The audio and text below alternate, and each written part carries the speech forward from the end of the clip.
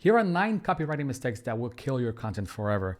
Look, have you ever read a really good headline, but the article just made you snooze like all of the recent Marvel movies? It's actually a buzzkill, right? So don't ruin your reader's dopamine high. Avoid the next 9 buzzkills, the 9 copywriting mistakes that will cripple your content. The first mistake, unsexy first line. You know, the first line is what attracts people to your content.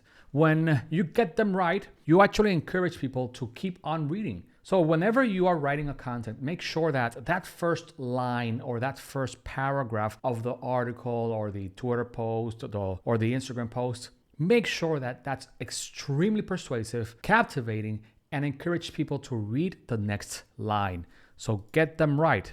Now, mistake number 2. Insufficient line breaks. Whenever I talk about this, people get mad because we've been taught since little that we should write long paragraphs, but the reality is that these long paragraphs truly reduce comprehension. For that reason, space them out. As you can see right here on your screen, we have really short lines, short sentences. This helps you boost engagement and keeps people engaged reading. The next mistake, if you're posting on Twitter or Instagram, really avoid hashtags. They're just used as a marketing hack for people to sell courses on how to find the best hashtags. They don't work. It's an absolute waste of time and money. And stop forcing these hashtags in your captions or your tweets because it just makes your stuff unreadable. Next mistake, being too formal. Stop being corporate. You're not posting corporate text. You're not emailing your boss or your colleagues. And the reason is simple. Formality reduces engagement because long words, jargon, technical stuff, it's too hard to read. We're mostly spending our time swiping up, and moving really fast on social media. So whenever these posts too formal, it's just boring. They don't want to feel like they're reading some kind of newsletter sent by HR or corporate. Screw that, right? Next mistake. It's very related to mistake number 4. In this case, jargon is lethal. I want you to write to be understood, not to impress. Jargon kills comprehension. It kills attention and eventually makes you lose followers. So avoid the jargon. People also don't trust others who are trying to impress others with big vocabulary that nobody understands and nobody cares. It may sound cool depending on the context, but it's a waste of time if you're trying to grow a brand or try to write to persuade, okay? So let's go to mistake number 6. Using weak call of actions. And as you know, the call to action is just a command telling people what to do next. So almost always try to include a call to action at the end of your articles, your posts, and even your Twitter threads, asking people to maybe subscribe to your newsletter or buy a product or to follow you. Or something as simple as just leaving a comment. And by the way, if you're liking this, leave a comment down below or a question. I'll be sure to answer that as soon as I see it. Mistake number 7.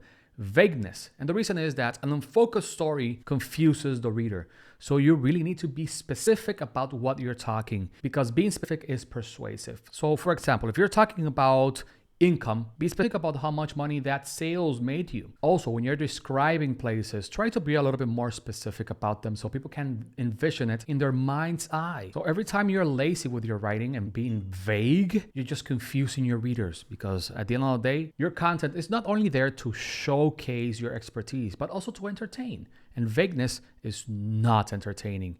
So let's move up to mistake number 8. Insulting your audience. You know, I've seen a lot of people talking smack about their readers. Don't insult your audience. Unless your goal is for people to stop listening to you and unfollow you, or you want to be one of these woke movie stars who are always insulting their fans because of the lack of support or whatever. Don't, bro. Don't insult your audience.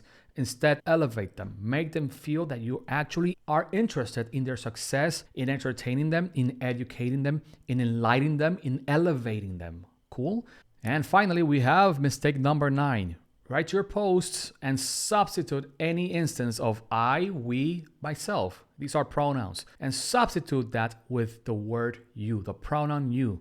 But be wary about this. Be extremely careful about this because you don't want to use this pronoun you and insult your audience. Because in the end, your goal is to educate and entertain, not to insult. So let me give you an example. People love debating on Twitter, right? And whenever I see a debate, a lot of people use the pronoun you when they're describing some kind of problem, where they're describing some kind of issue that they've seen on others.